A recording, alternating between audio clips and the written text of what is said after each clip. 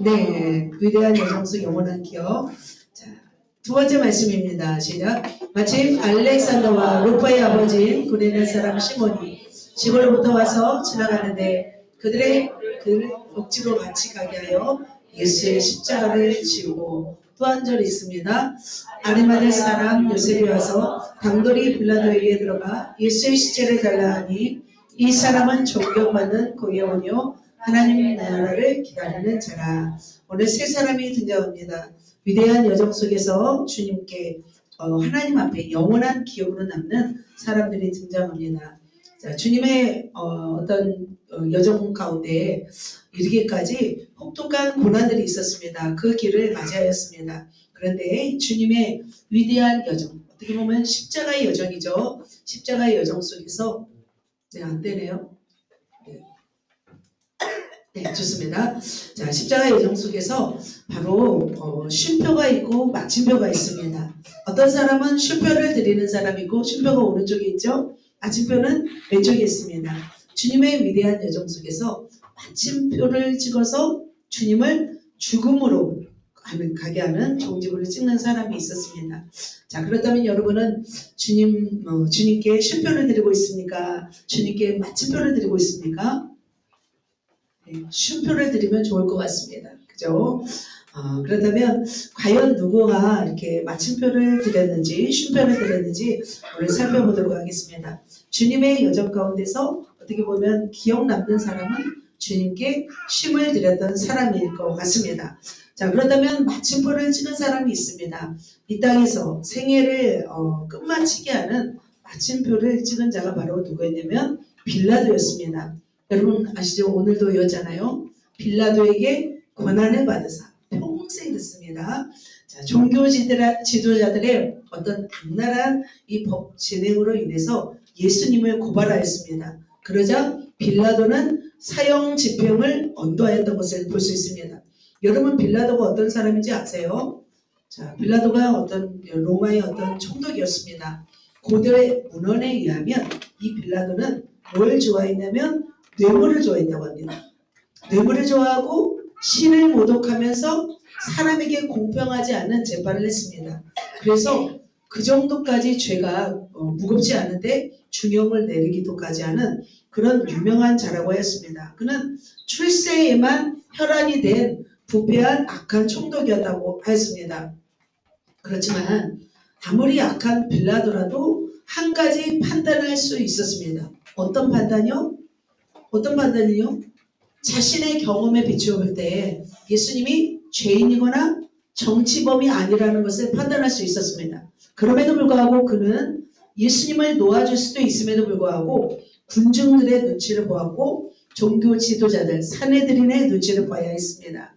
그래서 군중들에게 어떤 말을 했냐면 이렇게 말을 했죠. 이제 채찍을 말하죠. 군중들에게 예수를 풀어주기 위해서 죄수 한 명을 풀어주자고 제안합니다. 빌라도가 예수와 바라바 중에 누구를 풀어줄까? 라고 물어봅니다. 그러자 군중들은 일제히 누구를 풀어달라고 했어요?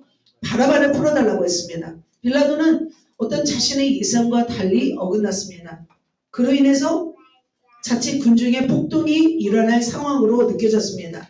그래서 빌라도는 이런 상황 속에서 정치적인 야욕이 있었기 때문에 결국 예수님을 십자가에 못 박도록 내어주게 되었습니다. 그래서 예수님은 결국 채찍질과 함께 십자가형을 받으셨습니다. 십자가형을 받기 전에 채찍을 맞으셨는데 채찍은 바로 저런 모습이었습니다. 채찍 끝에 날카로운 뼈, 가시, 낙, 구리 막 이런 것들이 달려 있어서 한 번 맞게 되면은 살점이 떨어져 나가는 그런 위험한 그런 흉악한 어떤 뭐라고죠? 폭력 도구였습니다. 바로 예수님은 이렇게 빌라도는 예수님을 이렇게 고난으로 밀어넣고 죽음의 마침표를 찍게 했던 것을 볼 수 있습니다. 그래서 바로 이 채찍질을 가하는 채찍질을 당한 사람들은 바로 어떤 사람들이었냐면 로마를 거슬려 반역했던 사람들, 그리고 흉악한 죄를 지은 노예에게만 내려지는 극형이었습니다. 그래서 이 채찍질을 당하기 전에 로마의 군병들은 굉장히 모욕을 하였습니다. 그리고 고통 가운데 그를 조롱하고 능멸하였던 것을 볼 수 있습니다. 자, 그렇지만 이렇게 예수님의 어떤 인생길 가운데 마침표를 찍은 사람이 있었습니다. 그럼에도 불구하고 이 고난 속에서도 예수님에게 쉼표를 드린 그런 사람들이 있었습니다. 어떤 사람들이었을까요? 그 사람을 오늘 소개하도록 하겠습니다. 한 사람은 바로 향유값을 주께 들음으로 인해서 주님의 장례를 예배한 사람이었습니다. 두 번째로는 십자가를 대신 짐으로 주님의 짐을 약간 덜어준 사람이었습니다. 세 번째로는 주님의 시신을 모시도록 부dom을 드린 사람이었습니다. 이들은 주님의 구원의 어떤 여정길에 있어서 작은 쉼표를 드림으로 인해서 예수님의 대속의 길에 잠시 쉼을 드리는 그런 작은 역할을 감당했던 사람이었습니다. 자, 그렇다면 우리는 이들을 통해서 무엇을 깨닫고 우리가 무엇을 기억해야 할까요? 그래서 우리는 오늘 살펴보도록 하겠습니다. 그를 통해서 바로 주님이 왜 그들을 기억했는지 우리가 살펴보면서 우리의 인생길에도 주님께 쉼표를 드리며 또 영혼들에게 쉼을 드리는 그런 위대한 하나님의 사람들 되시기를 예수님의 이름으로 축복합니다. 자, 말씀을 보도록 하겠습니다. 그렇다면 우리도 쉼표를 드렸으면 좋겠습니다. 영원한 기억의 주인공은 첫 번째 누구일까요? 마르다의 여동생 마리아였습니다. 마리아. 그를 통해서 우리가 배워야 할 점이 있습니다. 그를 통해서 우리가 배워야 할 점, 그렇다면 무엇을 우리가 배워야 될까요? 첫 번째 읽겠습니다. 향기를 드리라. 우리가 향기를 드리는 그의 성품을 우리가 배워야 될 점이 있습니다. 그는 향기 옷값을 드렸지만 그를 통해서 우리는 우리의 성품의 향을 누구께? 주님께 드리는 그런 삶을 살아드리시기는 모두가 되기를 축복합니다. 자, 주님의 위대한 여정 속에서 작은 쉼표, 그 드린 자는 바로 마리아였습니다. 그는 어찌 보면은 낭비라고도 할 수 있습니다. 하지만 그는 낭비가 아니었습니다. 거룩한 낭비였습니다. 주님은 십자가 지시기 전에 만나고 싶었던 사람이 있었습니다. 그가 누구였냐면 바로 마르다의 여동생, 나사로의 여동생 마리아였습니다. 자, 그는 바로 예수님이 십자가 지시기 전에 바로 베다니, 바로 문둥이 시몬의 집에 들어가 있었을 때 그때 마리아가 그곳에 찾아왔습니다. 자, 여러 사람들이 이 마리아를 보고 놀랐습니다. 바로 어떤 일 때문에 그는 놀랐을까요? 바로 예수님 발 앞에 향유를 드림으로 놀랐습니다. 같이 한번 읽겠습니다. 마리아는 지극히 비싼 향유로 순전한 나드 한 그릇을 가져다가 예수의 발에 붓고 자기 머리털로 그의 발을 씻으니 향유 냄새가 집에 가득하더라. 바로 마리아가 이렇습니다. 비싼 향유, 순전한 나드 한 그릇을 가져다가 예수님의 발에 붓고 자기 머리털로 그의 발을 닦았습니다. 향유 냄새가 온 방에 가득했습니다. 바로 향유 옷값은 무엇일까요? 자신이 결혼할 때 바로 사용할 결혼 지참금을 의미합니다. 그런데 바로 마리아는 향유 옷값을 가져다가 예수님께 깨어서 드렸습니다. 그 당시 뚜껑은 밀봉되어 있는 상태였습니다. 그래서 그것을 깨트려야만이 향유를 사용할 수 있었습니다. 자, 유대인의 관습 중에는 어떤 관습이 있었냐면 귀한 손님에게 향유를 붓는 그런 관습이 있었다고 합니다. 그래서 바로 마리아는 가장 소중한 너무나 귀하다고 생각하는 예수님께 경의에 대한 어떤 존경의 표시로 바로 예수님의 발에 향유를 부어드렸습니다. 그리고 나서 자신의 소중한 머리로 그것을 닦아드렸던 것을 볼 수 있습니다. 여러분도 주님께 그렇게 드리시고 싶습니까? 네, 아멘. 나드는 굉장히 비싼 향유였습니다.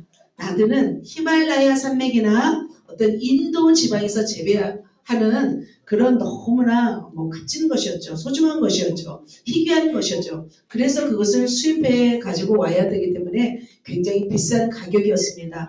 가격이 얼마나 되었냐면 300데나리온이었습니다. 자, 하루에 어떤 일꾼이 벌 수 있는 노동자의 값이 1데나리온이었습니다. 그렇다면 300데나리온은 얼마였을까요? 환산해 보면 얼마요? 15만 원 곱하기 300 하면 얼마예요? 3천만 원이죠. 3천만 원이나 되는 그런 큰 값진 그런 돈이었습니다. 자, 어떻게 보면은 여러분 3천만 원 아까워요? 안 아까워요? 감사합니다. 그 3천만 원을 막 부어드린 거죠. 그런데 이것을 보자 또 시기하는 사람이 있었습니다. 그죠? 나도 드리고 싶은데 못 드린 사람이 시기했을까요?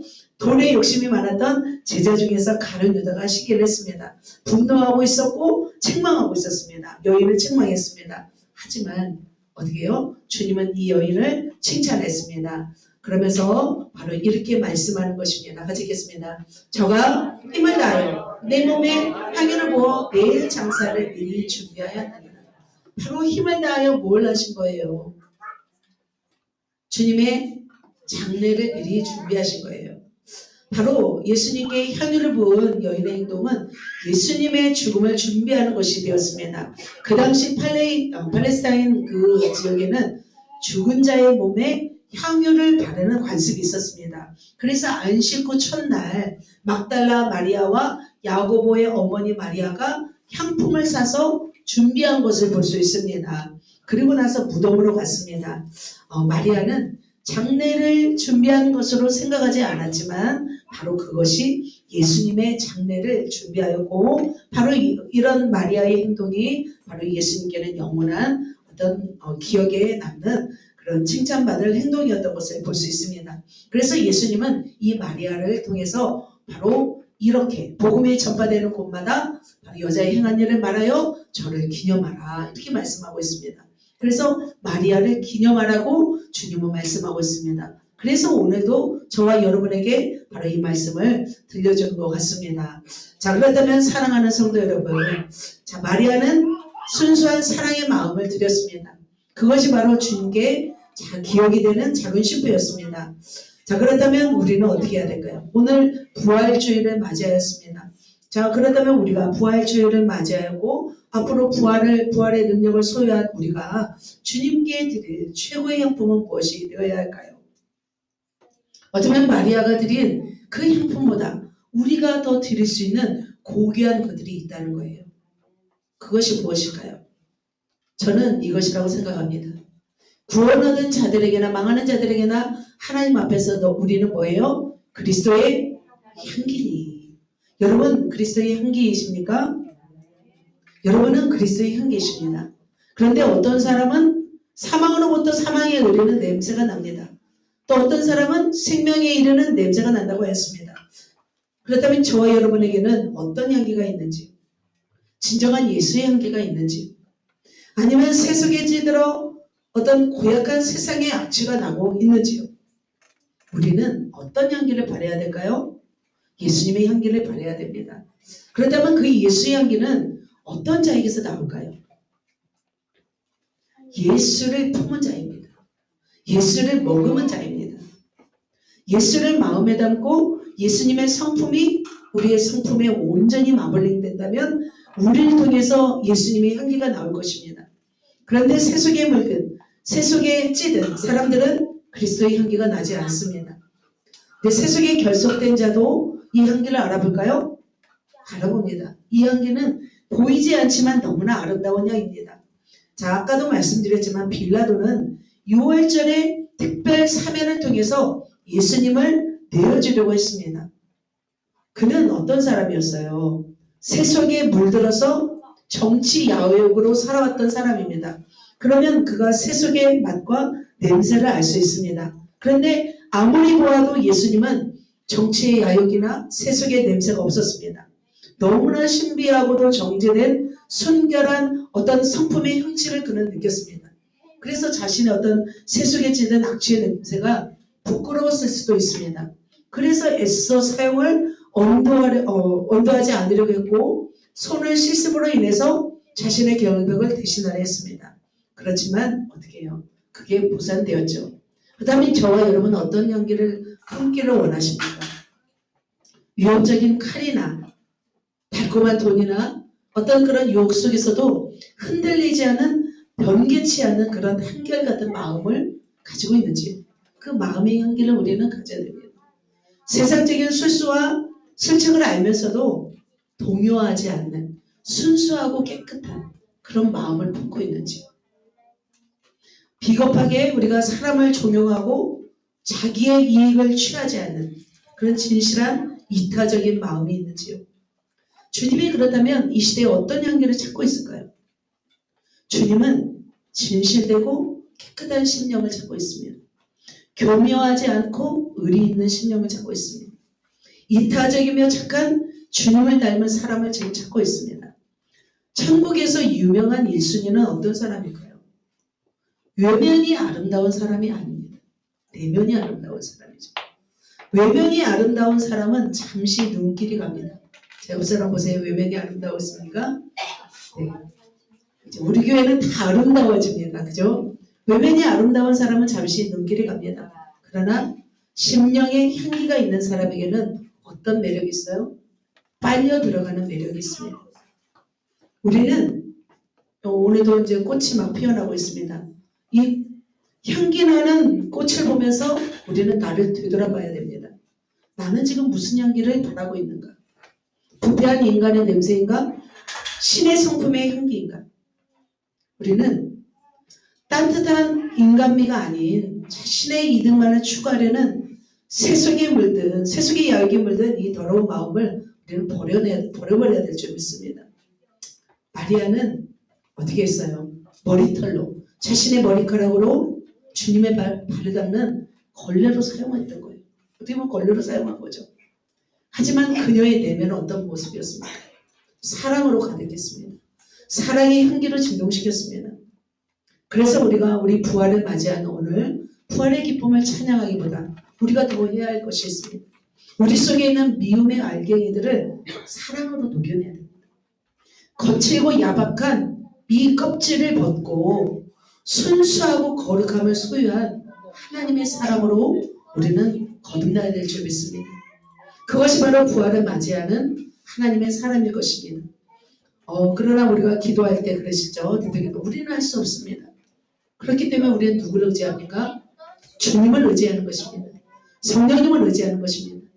샤넬 같은 어떤 값비싼 향기로 우리를 치장하지 마시고 우리의 어떤 인공적인 향기로 사람들에게 내보이는 것이 아니라 우리 속에 있는 뭐예요? 사랑, 겸손, 정직, 순결함, 용서의 향기, 친절, 자비, 온유, 의뢰의 향기를 내셔서 주님께 올려드리는 그런 향기나는 삶을 들으시는 저와 여러분 되시기를 예수님의 이름으로 축복합니다. 아멘. 우리 옆 사람에게 당신에게서 향기가 나네요. 할까요? 그 향기를 내시기를 예수님의 이름으로 축복합니다. 자, 두 번째 영원한 기억의 주인공이 있습니다. 같이 읽겠습니다. 구레네 사람 시몬입니다. 자, 그를 통해서 우리에게 하신 말씀이 뭘까요? 서로 짐을 지라. 바로 섬김을 우리는 그를 통해서 배워야 합니다. 자, 주님의 여정길에 쉼표를 선사한 자가 구레네 사람 시몬이었습니다. 바로 그를 통해서 우리는 배워야 됩니다. 서로 짐을 지는 삶을 우리는 배워야 됩니다. 구레네 사람 시몬은 주님의 짐을 지면서 주님의 고난에 동참했습니다. 우리도 주님의 짐을 지며 고난에 동참하는 삶을 살아가시기를 예수님의 이름으로 축복합니다. 그런 삶이 부활을 맞이하는 바로 부활의 능력을 경험하고 부활의 삶을 살아가는 사람일 것입니다. 우리는 은혜만 받은 후 머물지 않아야 합니다. 주님을 위해서 사는 삶을 고민해야 됩니다. 어떻게 사는 것이 주님을 위한 삶인가? 어떻게 사는 것이 부활을 경험한 삶인가? 그것이 바로 제자도일 것입니다. 섬김의 삶을 사는 것입니다. 그래서 사도 바울은 이렇게 말했습니다. 빌립보서에서 그리스도를 위하여 너희에게 은혜를 주신 것은 다만 그를 믿을 뿐 아니라 또한 그를 위하여 고난도 받게 하려 하심이라. 하나님이 우리에게 은혜를 주신 것은 그리스도를 위한 고난도 받게 하려 함이라 말씀하고 있습니다. 꼭 주님이 우리를 그렇게 인도하시는 것 같아요. 꼭 은혜를 막 부어주시고 난 뒤에 우리에게 부탁하시잖아요. 이제 뭐 밑밥을 던지는 건 아니시죠?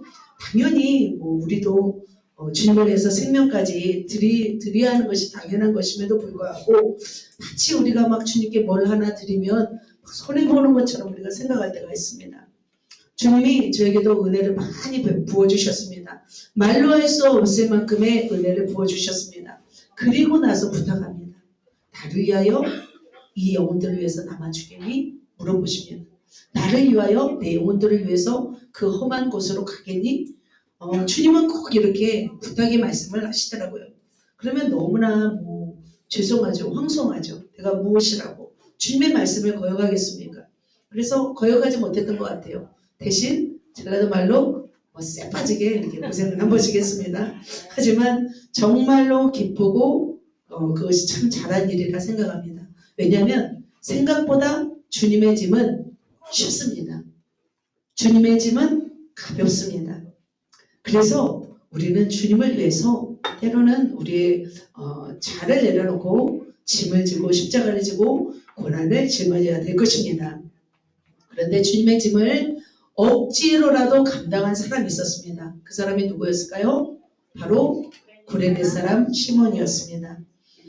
마침 알렉산더와 루퍼의 아부인 같이 읽겠습니다. 구레네 사람 시몬이 시골로 와서 지나가는데 저희가 그를 억지로 같이 가게 하여 예수의 십자가를 지고, 자 여기에 누가 나와요? 구레네 사람 시몬이 나옵니다. 그는 시골로 왔습니다. 자, 그는 저쪽에 아프리카 쪽, 알렉산드리아 쪽, 그쪽에 좀 검은 사람, 구레네 지역입니다. 그래서 검은 어떤 흑인이라고 말씀하죠. 이런 분이 이제 지나가고 있었을 때 바로 십자가를 억지로 지게 했습니다. 자, 그렇다면 왜 그는 주님의 십자가를 억지로 지고 갔을까요? 왜 그가 주님의 십자가를 왜 대신 지게 했을까요? 바로 시켰습니다. 네.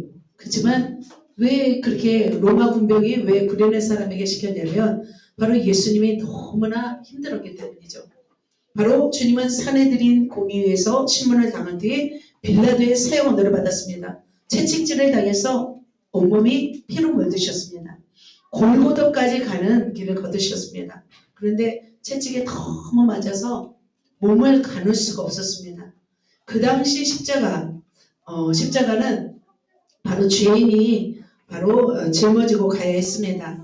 양팔을 못 박을 수 있는 가로의 횡목을 들고 가는 이 그림은 좀 잘못됐습니다. 기다란 횡목을 바로 이렇게 들고 가야 되는데 이 횡목은 20kg 정도 나가는 무게였다고 합니다. 그러면 20kg는 굉장히 가볍습니까? 무겁습니다. 그죠? 그래서 이 십자가를 지고 가시기에 예수님이 너무 힘겨우셨습니다. 그래서 지고 갈 수 있는 사람을 물색했는데 바로 지나가는 사람 중에 구레네 사람 시몬이 지나가고 있었습니다. 그래서 바로 건장한 체격을 가진 이 시몬을 보자 그에게 십자가를 지고 가게 했습니다. 그리고 형장에 도착했습니다. 자, 구레네 사람 시몬은 어떤 마음이었을까요? 그는 어떤 마음으로 십자가를 대신 짊어지고 갔을까요? 자, 그러니까 하나님은 그를 어떻게 보셨을까요? 저는 이렇게 깊이 묵상하게 되었습니다. 구레네 사람 시몬도 두려웠을 것입니다. 굉장히 무거웠을 것입니다. 그리고 어떻게 생각해요? 내가 혹시 십자가를 또 대신해서 못 박는 건 아닐까? 여러분 그런 생각 안 했을까요? 저는 그런 생각했어요. 혹시 나를 죽이는 건 아닐까? 하지만 그는 고난에 동참했고 억지로라도 주님의 짐을 대신 져준 사람이었습니다. 자, 이처럼 억지로 십자가를 지고 간 구레네 사람 시몬은 주님의 여정에 쉼을 들인 바로 영원한 기억에 남는 사람이었던 것을 볼 수 있습니다. 자, 이렇게 쉼표를 드린 그에게 주님은 어떻게 하셨을까요? 하나님은 놀라운 기적을 베풀어 주십니다. 바로 그 현장에서 예수님이 죽어가는 모습을 보았고 나중에 예수님을 믿게 되었습니다. 그리고 예수를 영접하겠고 하였고 나중에 신약시대의 사도행전에 가보면 놀라운 구원의 어떤 은혜를 받는 그런 축복된 가정이 된 것을 볼 수 있습니다. 바로 이 말씀이죠. 로마서 16장 13절입니다. 다시 한번 이 말씀을 읽어볼까요? 주 안에서 택하심을 입은 루퍼와 그 어머니에게 문안하라. 그 어머니는 곧 내 어머니니라. 자, 주 안에서 택하심을 받은 루포와 그의 어머니, 그 어머니에게 문안하라. 바로 루포와 그의 어머니가 누굴까요? 아까 루포의 아버지가 누구였어요? 구레네 사람 시몬이었어요. 그러면 루포의 어머니는 누구예요? 시몬의 아내였던 거죠. 그러면서 그 어머니는 내 어머니니라 말씀하고 있습니다. 그러니까 사도 바울에게 있어서 이 루포와 그의 어머니는 굉장히 친근한 사람이었던 거죠. 그리고 복음을 증거할 때 돕는 사람이었던 것을 볼 수 있습니다. 자, 이처럼 주님을 위해서 억지로 십자가를 진 그의 가족이 예수를 영접하고 그리스도인이 된 거예요. 자, 이해하시죠? 자, 선지자를 대접한 자에게는 선지자의 상이 있다고 했습니다. 자, 그렇다면 주님의 십자가를 지고 주님을 위해서 헌신했다면 하나님이 그에게 상급을 주신 줄로 믿습니다. 자, 사랑하는 성도 여러분, 그렇다면 우리가 해야 할 일이 있습니다. 주님의 위대한 여정에 쉼표를 드린 시몬처럼 우리가 주님을 빛나게 하는 방법이 뭘까요? 바로 고난의 짐을 대신 지는 것입니다. 자, 어떤 사람은 주님의 짐을 지는 사람이 있는가 하면 어떤 사람은 주님의 짐이 되는 사람이 있습니다. 목사와 셀리더의 마음에 어떻게 쉼을 주는 사람이 있고 손이 많이 가게 하는 사람이 있는 것이죠. 그렇다면 우리는 어떻게 될까요? 주님의 마음을 시원케 해드리는 자가 되어야 될 줄 믿습니다. 주님의 짐이 되는 것이 아니라 우리가 주님의 짐을 함께 짊어지고 가야 될 줄 믿습니다. 그렇다면 우리는 무엇으로 주님의 짐을 질 수 있을까요? 기도로 질 수 있습니다. 지금도 주님은 쉬지 않고 일하고 계십니다. 누가 아프면 주님도 아프십니다. 누가 실족하면 주님도 고통하십니다. 누가 믿음에서 떨어지면 주님은 굉장히 안타까워하십니다. 바로 근심하는 분이 주님이십니다. 여러분, 주님의 마음을 헤아리고 있는지요?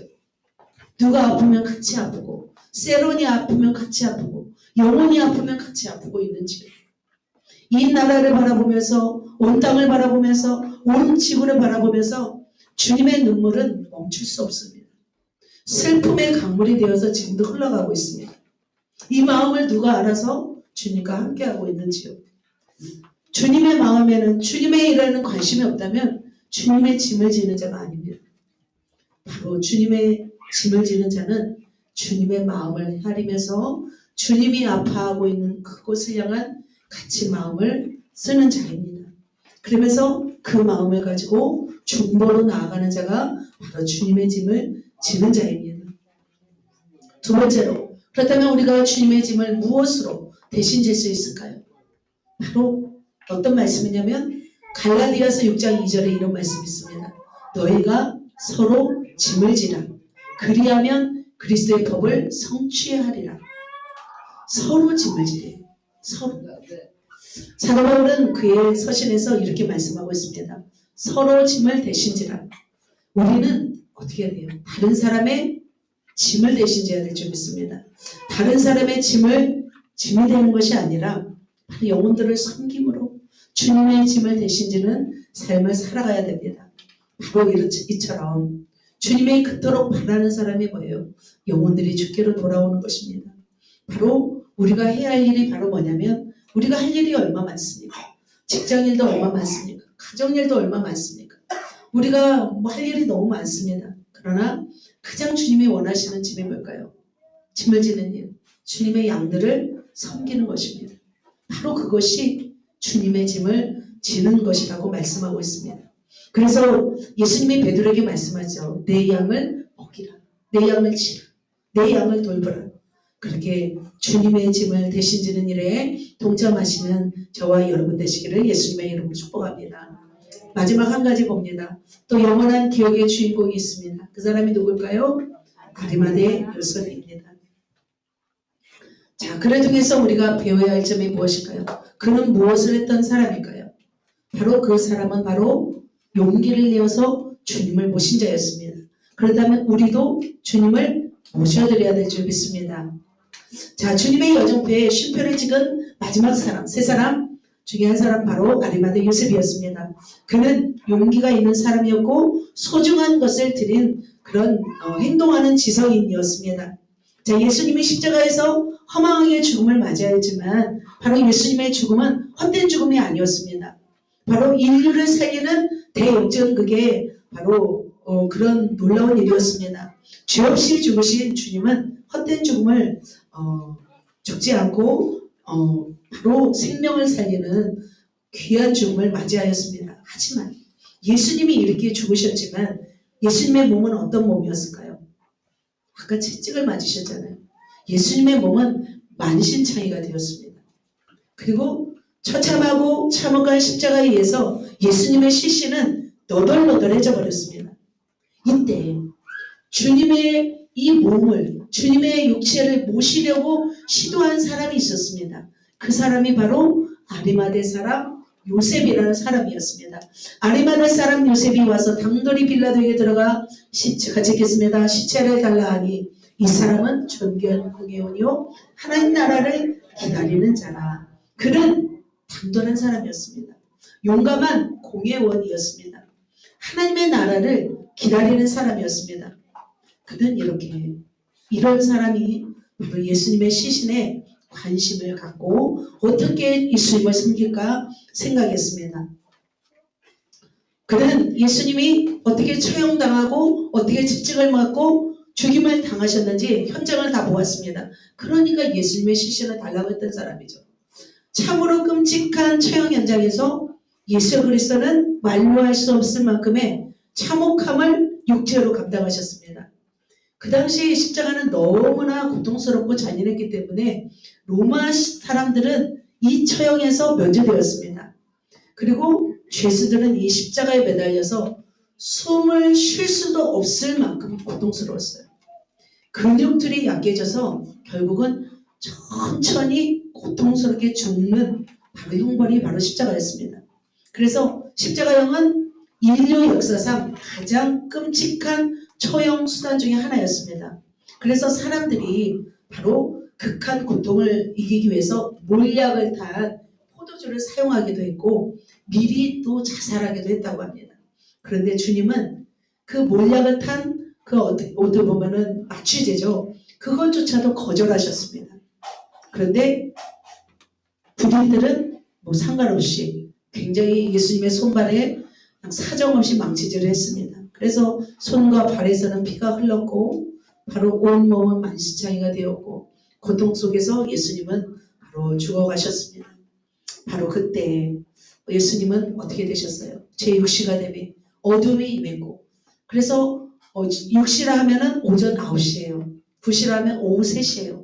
6시간 동안 예수님은 십자가에 매달리셨습니다. 그때 온 땅이 어둠이 임했습니다. 그리고 예수님은 바로 이렇게 소리를 지르시면서 숨지셨습니다. 엘리 엘리 라마 사박다니 하시니 이를 번역하면 나의 하나님 어찌하여 나를 버리셨나이까 하는 뜻입니다. 예수님은 이렇게 극한 고통 속에서 바로 하나님께 부르셨습니다. 어찌하여 나를 부르셨습니까?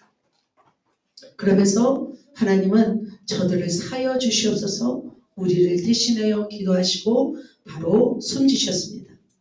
예수님은 이처럼 거룩한 죽음을 맞이하였고 많은 인류를 위한 대속의 죽음을 맞이하였음에도 불구하고 십자가 아래 지나가는 사람들은 저마다 머리를 흔들면서 조롱하였습니다. 뭐라고 조롱한지 아세요? 엘리야를 부른다고. 포도주를 마시게 하면서 엘리야가 와서 그를 내려주나 보자 하였습니다. 사람들은 잔인했습니다. 사람들은 무지했습니다. 그럼에도 불구하고 그 무지한 백성들을 향해서 예수님은 저들이 하는 일을 알지 못합니다 라고 주님은 말씀하시고 바로 숨지신 것을 볼 수 있습니다. 이때 주님이 큰 소리를 지르시고 숨지실 때 놀라운 일이 있었습니다. 바로 무덤들이 열렸습니다. 자던 성도의 몸이 일어나서 그 성도들이 거룩한 성에 들어가 많은 사람이 보였다는 거예요. 예수님이 십자가에 숨지실 때 많은 사람들이 살아난 기적이 있었습니다. 그리고 성소의 휘장이 위에서 아래로 찢어지는 기적들이 있었습니다. 십자가에서 죽음을 당하신 그 모습을 보면서 많은 여인들이 현장에서 목 놓아 울기 시작했습니다. 도망간 사람들도 있었습니다. 그 현장까지 가지 않은 사람도 있었습니다. 그런데 울기만 하지 않고 대책을 세우는 사람이 있었습니다. 그 사람이 바로 아리마대 사람 요셉이었습니다. 그는 어떻게 했어요? 개인적인 불이익도 고사하고 사회적인 따돌림이 있을 것도 당연하고 불구하고 용기를 내어서 빌라도를 찾아갑니다. 빌라도를 찾아가서 무엇을 했어요? 예수님의 시신을 달라고 하였습니다. 자, 로마법에 따르면 뭐냐면 처형장, 십자가에 죽은 처형당한 가족이나 친척 외에는 시신을 수습할 수가 없습니다. 장례를 지낼 수가 없습니다. 그리고 정치범이나 반란죄로 십자가에 처형된 자에 대해서는 시신을 줄 수가 없었습니다. 제한되었습니다.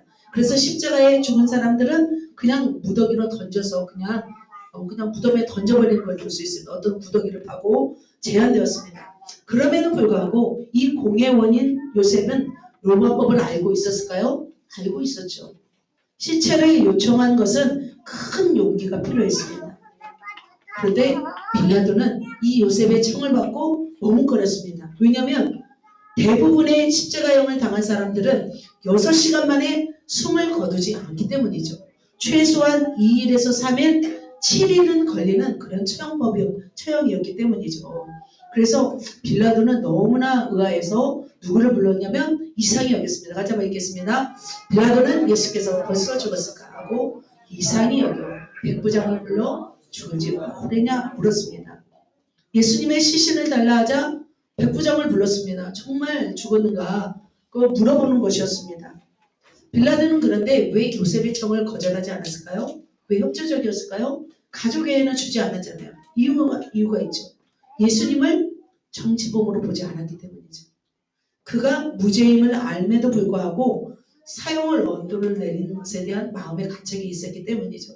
그래서 로마법은 이런 십자가형에 달린 사람들이 그냥 썩도록 내어둔대요. 그래서 새와 짐승에게 먹히고 부패할 때까지 그대로 달아놓는 그런 어떤 로마법이 있었습니다. 그런데 바로 그 총독 빌라도는 백부장을 불러서 시신을 확인하였고 그리고 시신을 내어준 것을 볼 수 있습니다. 자, 이렇게 내어준 시신을 바로 요셉은 어떻게 했을까요? 내어줬습니다. 바로 무덤에 모셨습니다. 15장 45절에 나와 있죠. 자, 예수님의 시신을 무덤에 모셨습니다. 유대인의 어떤 장례법의 시신을 물로 씻고 향유를 바른 후에 바로 고운 배로 곱게 감싸고 바로 자신의 바위를 깎아놓은 무덤에 놓았습니다. 이 무덤은 굉장히 비싼 무덤이었습니다. 큰 돌을 굴려서 무덤 앞을 이렇게 막아놓는 것입니다. 자, 무덤의 이 돌은 2m가 넘는 돌이에요. 굉장히 큰 돌이었습니다. 그래서 이 돌로 막은 이유가 있습니다. 바로 보석이나 귀중품을 바로 무덤에다 넣는데요. 그래서 도굴꾼들이 접근하지 못하도록 하는 것이었습니다. 그래서 무덤 입구에는 이런 말이 써있다고 합니다. 여러분 같으면 무슨 말을 써놓고 싶습니까? 바로 이 무덤을 파헤치는 자에게는 대대로 저주가 내릴 것이다 라고 그렇게 써있다고 합니다. 그래서 인디아나 존스에서 볼 수 있는 그런 말이라고 합니다. 자, 주님은 이처럼 온몸에 피투성이 갈기갈기 찢기신 몸이심에도 어떻게 무덤조차 없었습니다. 가난한 제자들 무덤을 준비했을까요? 가족들 무덤을 준비했어요? 시신조차 준비할 여력이 없었고 재산이 없었습니다. 그런데 요셉은 사실은 이 요셉의 무덤은 자기 거예요. 자신의 어떤 조상들이 들어갈 무덤이었던 거예요. 굉장히 그래서 준비했던 사람이었죠. 자, 그래서 바로 아리마대 요셉은 예수님을 이곳에 모셨습니다. 자, 이렇게 무덤 속에 들어가신 예수님은 어떻게 됐을까요? 그 주변 시끄러운 새들도 조용히 무덤을 지나갔고 그날만큼은 엄숙했습니다. 어둠이 깊어져가고 예루살렘 성은 어떤 찬 기운이 풍겼습니다. 그러나 이 무덤 속에서 놀라운 기적의 역사가 일어납니다. 3일 동안 그곳에 누우신 주님은 가만히 있지 않으셨습니다. 막달라도 깜짝 놀랐습니다. 돌이 굴러져 있었습니다. 그리고 예수님은 보이지 않았습니다. 바로 예수님이 어떻게 되셨어요? 영원히 살 수 있는 부활로 일어나셨습니다. 부활로 살아나신 것입니다. 자, 사랑하는 성도 여러분, 자, 십자가에 죽으신 예수님은 아리마대 요셉의 무덤을 빌리셨습니다. 조롱과 모욕 속에서 벌거벗겨지고 찢겨진 그의 몸을 그대로 버리고 올 수가 없었습니다. 차가운 밤의 공기와 살을 뜯는 무자비한 새들의 공격을 참아 볼 수 없어서 주님의 시신을 어떻게 해요? 무덤에 모시고 주님의 마지막 남은 영예를 지키고 애쓴 자였습니다. 사실은 이 일은 누구도 생각하지 못한 일이었습니다. 그래서 악랄한 병정들에 의해서 찢겨진 주님을 뜨거운 태양에 손상가지 않도록 그의 작은 쉼을 주셨던 걸 볼 수 있습니다. 그렇다면 우리는 이 요셉을 통해서 우리는 무엇을 배워야 할까요? 저는 두 가지를 말씀드리고 싶습니다. 첫 번째로는 용기 있는 신앙인이 되기를 축복합니다. 요셉은 행동하는 신앙인이었습니다. 공회원으로 존경받았습니다. 당돌했고 용기 있었습니다. 그는 처참하게 죽으신 예수님의 시신을 거두기 위해서 당돌하게 빌라도를 찾아간 것입니다. 공회원으로서 로마법을 어기면 안 되는 상황이었습니다. 그러나 그것을 어기면서까지 당돌히 나아가서 주님의 몸을 달라고 했습니다. 주님을 위해서 이런 용기 있는 자들이 바로 일할 수 있는 것 같습니다. 그렇다면 여러분 용기가 있는지요? 나를 넘어서 유익이 되지 않아도 주님이 유익이 된다면 행동하는 사람이 바로 용기 있는 사람입니다. 그렇게 용기 있는 한 사람 바로 요셉을 통해서 예수님의 시신을 모시고 장례 절차를 밟을 수가 있었습니다. 우리도 그의 용기를 배워야 됩니다. 우리 이득조차도 포기한 바로 자들이 바로 용기 있는 바로 요셉이었고 많은 하나님의 사람들이었습니다. 자, 그렇다면 우리는 어떻게 이 세상에 용기를 내야 될까요? 주님의 이름이 난도질당하고 주님의 이름이 찢겨지고 그것을 참아 볼 수 없어 대항하는 자가 있다면 요셉과 같은 사람일 것입니다.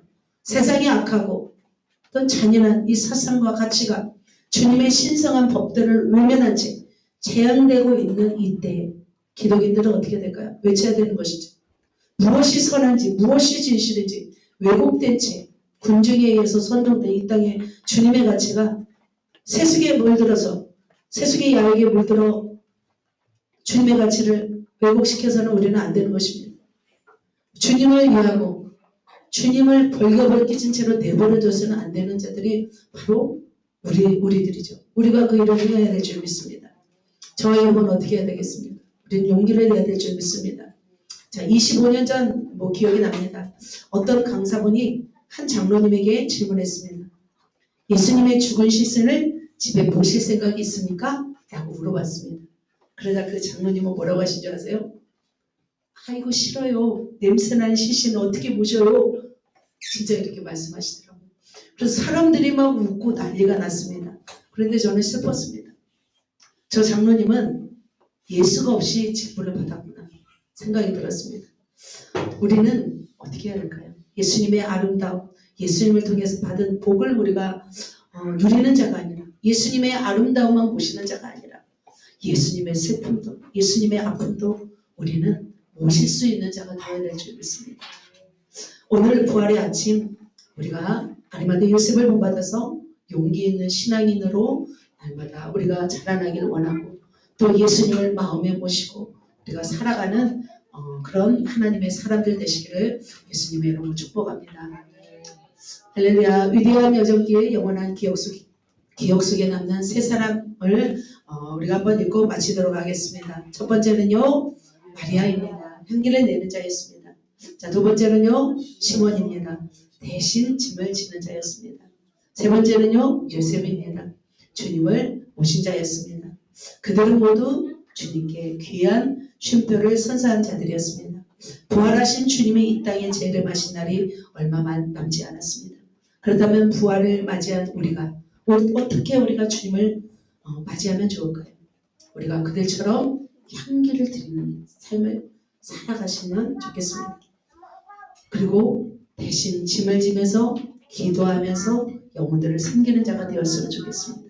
세 번째, 용기를 드리면서 이 땅 가운데 주님의 이름이 훼손되지 않고 주님의 시신이 훼손되지 않고 바로 주님을 정말 아름답게 모시는 그런 하나님의 사람들이 되었으면 좋겠습니다. 모두가 그런 사람 되시겠습니까? 아멘.